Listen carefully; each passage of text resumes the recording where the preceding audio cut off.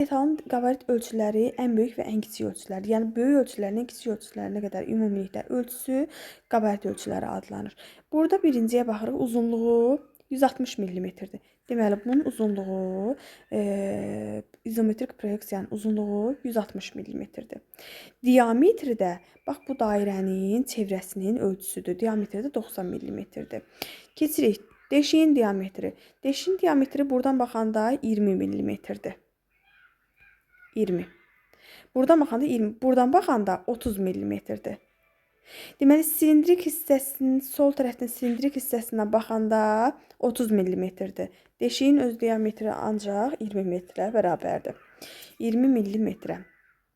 Daha sonra uzunluğu da, yəni buradan bura kimi də uzunluğu, deşiyin uzunluğu da deməli 18 mm-dir. Kəsik konusун hündürlüyü deməli, kəsik konusун hündürlüyü 20 mm-dir. Kəsik konusун hündürlüyü. Ancaq kəsik konusун hündürlüyü. Ancaq böyük oturacağın diametri, bunun diametri 48 mm-ə bərabərdir. İndi isə keçirik əsas məsələyə. Ən çox deməli çətinlik yaradan məqam da bax burasıdır. Deməli burada nədir? Deyir növbəti silindrik hissənin diametri nə qədərdir? Bizdən soruşur. Diametrdən baxırıq. Silindrik deməli silindrin uzunluğu 75 ilə 38-dir. 75 ilə 38 arasındakı fərq təyin olunur 37.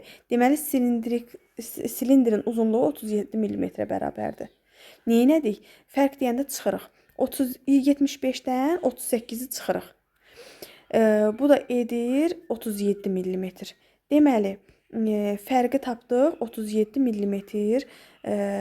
Silindrin uzunluğu 37 mm-ə bərabər oldu. Bu silindrin uzunluğudur. 37 mm. Daha sonra keçirik digərinə.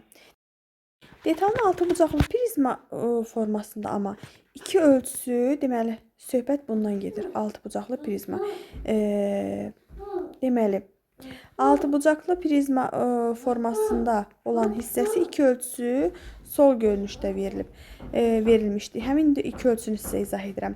Paralel üzlər arasında 65 mm, iki til arasında da 75 mm-dir. Bu hissənin uzunluğu da göstərilməyib, həmin hissənin uzunluğu. Deməli, üzlər göstərilib, bir də arasındakı məsafəsi göstərilib.